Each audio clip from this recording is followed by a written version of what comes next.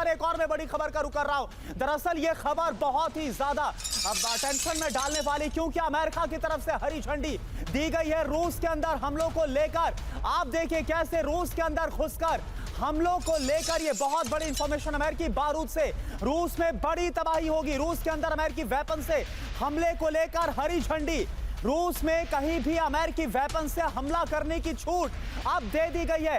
राष्ट्रीय सुरक्षा सलाहकार अमेरिकी एनएसए जैक सुलिवन के हवाले से रिपोर्ट में इस बात का दावा किया गया, यानी पहले जो कहा गया था यूक्रेन को हिदायत दी गई थी कि रूस के अंदर उसके हथियारों का इस्तेमाल नहीं किया जाएगा, लेकिन ये बहुत बड़ी खबर, क्योंकि जैक सुलिवन की तरफ से जो दावा है वो ये कि रूस के अंदर अमेरिकी हथियारों का इस्तेमाल किया जाएगा और इसको लेकर हरी झंडी। तो अमेरिकी बारूद से कैसे रूस में विध्वंस मचेगा, तबाही आएगी, आप जरा देखिए। यूक्रेन को अमेरिका ने रूस के अंदर हमले की पूरी छूट दे दी है, ग्रीन सिग्नल दे दिया है। यूक्रेन को अमेरिकी हथियारों से रूस के अंदर हमले की छूट दी गई है। इस फैसले के तहत यूक्रेन को अमेरिकी वेपन का जरूरत के मुताबिक इस्तेमाल कर सकता है यूक्रेन, ये कह दिया गया है। रूसी सीमा से यूक्रेन पर हमला करने वाली फोर्स पर हमले की छूट दी गई है। आप जरा देखिए, अभी तक यूक्रेन को सिर्फ खार्किव से जवाबी हमले की छूट थी, लेकिन पहली बार ऐसा हुआ है कि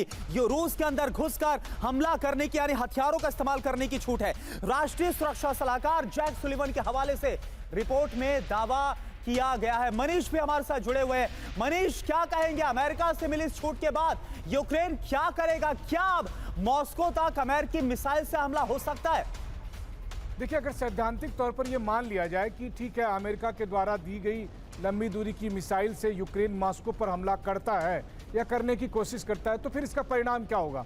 क्या इसका परिणाम ये नहीं होगा कि उसके बाद पुतिन या क्रेमलिन कहेंगे कि अब हमारी रेड लाइन खत्म हो गई है, अब हम अपने तरफ से किसी भी तरह के हथियार का इस्तेमाल करेंगे, जो कि वो कह भी रहे हैं कि अगर उन पर हमला हुआ। देखिए, अभी तक जो हमले रूस में होते रहे वो बेलगोरोद, कुर्स्क, ब्रियांस्क, रोस्तोव से लेकर क्रीमिया तक के इलाके में हैं, कृष्णोदोर में हुए हैं। लेकिन एक बार जब ये हमला उससे अंदर वाले हिस्से में होगा, यानी अगर जब हमले की चपेट में सेंट पीटर्सबर्ग आएंगे, मॉस्को आएंगे, तो फिर पुतिन का रिएक्शन एकदम अलग होगा और वो रिएक्शन के चपेट में कीव भी आ सकता है। उस रिएक्शन के चपेट में कीव और लवीव में मौजूद अमेरिकी इस्टेब्लिशमेंट भी आ सकते हैं, या फिर उस रिएक्शन के चपेट में वो हो सकता है जो यूक्रेन की टेरिटरी से बाहर भी दिखाई दे सकती है। तो कुल मिलाकर जिस दिन अमेरिका अपने इन हथियारों का इस्तेमाल करने की इजाजत दे दी और यूक्रेन करता है, तो उसके परिणाम बेहद विध्वंसक हो सकते हैं। बेहद विध्वंसक, क्योंकि रूस ने पहले ही वार्न किया है कि अगर रेड लाइन को क्रॉस किया गया तो फिर हम कुछ भी कर सकते हैं। और इस बीच अब आपको बताते हैं कि क्या हो रहा है गाजा में, कैसे इजराइल की तरफ से और भी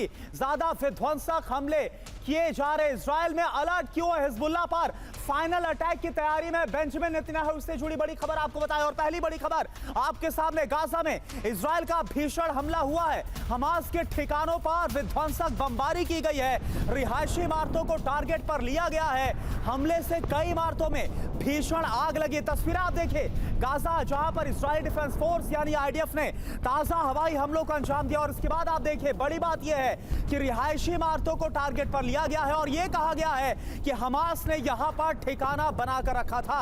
यह कहते हुए आईडीएफ ने इन इमारतों पर निशाना साधा है, टारगेट पर लिया है और इसके बाद ये इमारतें तबाह हो गई है, कई इमारतों में आग लग गई है। तस्वीरें इस वक्त हम आपको दिखा रहे हैं गाजा में जिस तरह से आईडीएफ के हमले लगातार जारी हैं। और एक और बड़ी खबर गाजा को लेकर, गाजा में आईडीएफ का टारगेटेड मिसाइल हमला। गाजा में अस्पताल की इमारत पर हमला हुआ। हमले में इमारत को भारी नुकसान की खबर है। अस्पताल में हमास के लड़ाकों के होने की आशंका है। इसी के बाद आईडीएफ ने इस हमले को अंजाम दिया गया तो एक बार फिर से अस्पताल की इमारत को निशाने पर लिया गया, ये कहते हुए कि यहां पर हमास के लड़ाकों ने अपना ठिकाना बना के रखा था, यहां से हमास के लड़ाके ऑपरेट कर रहे थे और इसी के बाद इस अस्पताल को टारगेट पर लिया गया। तस्वीरें आप देखिए, तस्वीरें इस वक्त आपको दिखा रहे हैं किस तरह से टारगेटेड मिसाइल हमला किया गया। लोग वहां से भागते हुए नजर आ रहे हैं और आप जरा समझिए, हमास के खिलाफ ये जो युद्ध चल रहा है, इसके बाद से गाजा में क्या हालात है। जो भी अस्पताल है वो मरीजों से पटे पड़े हुए हैं और जब उस पर हमला किया गया तो वहां पर देखिए कैसे भगदड़ मच गई। एम्बुलेंस आपको जाती हुई नजर आ रही है। एक और हमले की तस्वीर आपके सामने जो कि अस्पताल पर किया गया है। और देखिए एक और बड़ी खबर, गाजा में नासिर अस्पताल पर आईडीएफ का हमले से पहले अस्पताल को खाली करवाया गया, भगदड़ वहां पर मच गई। ये देखिए आपके सामने तस्वीरें, आम लोगों को अस्पताल से बाहर जाने की वार्निंग दी गई। अस्पताल के बेसमेंट में हमास के ऑपरेटिंग सेंटर होने का दावा किया गया था और इसके बाद गाजा के नासिर अस्पताल को टारगेट पर लिया गया। ये देखिए कैसे लोग भागते हुए नजर आ रहे। जल्द से जल्द इस अस्पताल को खाली करवाया गया। चीख पुकार आपको सुनाई भी दे रही होगी। बड़ी संख्या में बच्चे और महिलाएं इस अस्पताल के अंदर थे। ये 3 तस्वीरें आपके सामने गाजा की तबाही की दास्तां बयां करती हुई। गाजा में इजराइल का भीषण हमला। पहली तस्वीर आपके सामने रिहायशी इमारत पर हमला किया गया। गाजा में आईडीएफ का टारगेटेड मिसाइल अटैक जो कि अस्पताल की बिल्डिंग पर किया गया। और तीसरी तस्वीर है गाजा के नासिर अस्पताल की, जहां पर हमले से पहले किस तरह से अस्पताल को खाली कराया गया। भगदड़ वहां पर मच गई। महिलाएं बच्चे बड़ी संख्या में इस अस्पताल में थे। या तो उनका इलाज चल रहा था या फिर यहां पर शेल्टर ली हुई थी, लेकिन वहां पर फिर भगदड़ मच जाती है। तीनों तस्वीरें इस वक्त आपके सामने। और कहा यह जा रहा है, रीजन ये दिया जा रहा है आईडीएफ की तरफ से कि ये वो जगह है, ये वो ठिकाने हैं जहां से हमास लगातार ऑपरेट कर रहा है, ये कहकर हमलों को अंजाम दिया जा रहा है। तीनों तस्वीरें आपके सामने।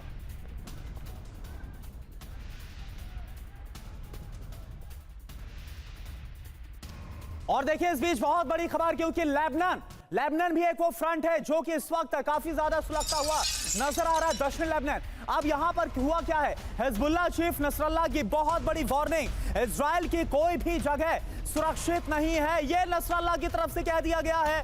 हिजबुल्लाह के रडार पर पूरा का पूरा इजराइल आ चुका है। पूरा का पूरा इजराइल उसकी जद में है। घुसपैठ के बाद तबाही का लाइव प्रसारण देखेगा इजराइल, ये तक हिजबुल्लाह चीफ की तरफ से कह दिया गया है। हिजबुल्लाह के रडार पर यूरोपीय देश भी है, तो ना सिर्फ इजराइल बल्कि वो देश जो कि लगातार सपोर्ट मुहैया करा रहे इजराइल के लिए, आईडीएफ के लिए।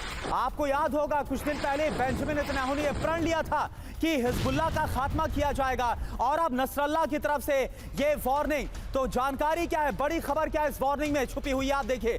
नसरल्लाह की वार्निंग, टारगेट पर है यूरोपीय देश। हिजबुल्लाह चीफ नसरल्लाह की बहुत बड़ी वार्निंग है ये।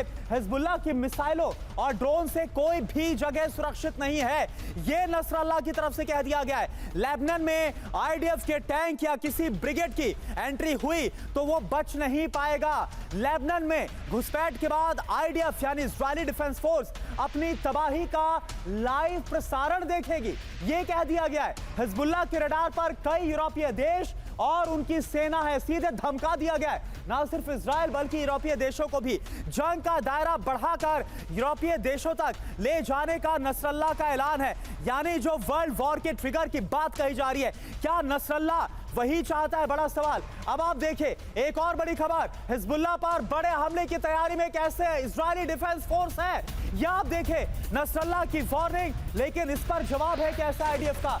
इमरजेंसी जैसे हालात के लिए अलर्ट कर दिया गया है, जरूरी सामानों को स्टॉक करने की अपील कर दी गई है। इजराइल को हिजबुल्लाह के हमले का भी डर है, यानी नसरल्लाह की धमकी को बिल्कुल भी इजराइल हल्के में नहीं ले रहा, क्योंकि जब से हमास के साथ 7 अक्टूबर के बाद से ही इजराइल और हमास के बीच जंग छिड़ी, उसके बाद से ही लेबनान का भी जो साउथ फ्रंट है, दक्षिणी फ्रंट है, वो सुलगा हुआ है। और अब इसको लेकर यानी हिजबुल्लाह के साथ फाइनल अटैक की तैयारी को लेकर तैयारियां भी शुरू कर दी गई हैं। और जानकारी आपके सामने रखते हैं, हिजबुल्लाह पर फाइनल हमले की तैयारी कैसे क्या हो रहा है, यह आप देखें। आईडीएफ कभी भी हिजबुल्लाह के खिलाफ कर सकता है सबसे बड़ा हमला, सबसे बड़ा ऑपरेशन। नॉर्थ इजराइल के शहरों में प्रशासन ने जारी कर दिया है अलर्ट। नॉर्थ इजराइल जो कि लेबनान के साथ लगता है, दक्षिण इजराइल के साथ, नॉर्थ इजराइल में इमरजेंसी जैसे हालात के लिए अलर्ट जारी कर दिया गया है। इसके अलावा खबर यह कि होम फ्रंट कमांड ने लोगों से जरूरी सामान को स्टॉक करने की अपील कर दी। इसका मतलब आप समझ सकते हैं कि इमरजेंसी के हालात में यह सब होता है। लोगों से बैटरी, पानी, खाना, दवाइयां, पोर्टेबल चार्जर स्टॉक करने की अपील इजरायली सेना की तरफ से की गई, इजरायली सरकार की तरफ से की गई है। इजराइल को हिजबुल्लाह के विध्वंसक हमले का भी खौफ है, डर है। इसके साथ साथ जानकारी ये कि हिजबुल्लाह के ड्रोन वीडियो की वार्निंग के बाद आईडीएफ में हड़कंप मचा हुआ है। सुमित हमारे साथ मौजूद है। सुमित, इस वार्निंग का, एक तो नसरल्लाह की वार्निंग और फिर इजराइल की तैयारी क्या बतला रही है? देखिए इसका संकेत सीधा है कि इजराइल अब ये मन बना चुका है कि वो हिजबुल्लाह के खिलाफ बड़े ऑपरेशन करेगा ही। वहीं हिजबुल्लाह ने जिस तरीके की वीडियो रिकॉर्डिंग की थी, आपको याद होगा कि एक पूरा करीबन 10 मिनट से ऊपर का वीडियो रिकॉर्डिंग पब्लिश किया गया था, जिसमें संवेदनशील इलाके और खास तौर पे उनके arms ammunition depot, Haifa port, उसके शिप, उसके इक्विपमेंट डिपोज को सबको एक पिन पॉइंटेड लोकेशंस को आइडेंटिफाई किया गया था। उसके बाद इजराइल को लगता है कि निश्चित तौर पर यह कन्फ्रंटेशन अब होना ही तय है। इसी वजह से लोगों को यह अलर्ट किया जा रहा है कि अगर हिजबुल्लाह की तरफ से अटैक होता है, वो हमारे संवेदनशील इलाकों में अटैक करता है, हमारे एनर्जी सेक्टर को अटैक करता है, तो फिर उसके लिए हमको तैयारी करनी पड़ेगी। और लंबे समय की तैयारी के लिए लोगों को आगाह किया जा रहा है, उनको बताया जा रहा है। सुमित, ये साफ है कभी भी फुल फ्लेजेड युद्ध अब हिजबुल्लाह के खिलाफ शुरू हो सकता है। इजराइल और हिजबुल्लाह का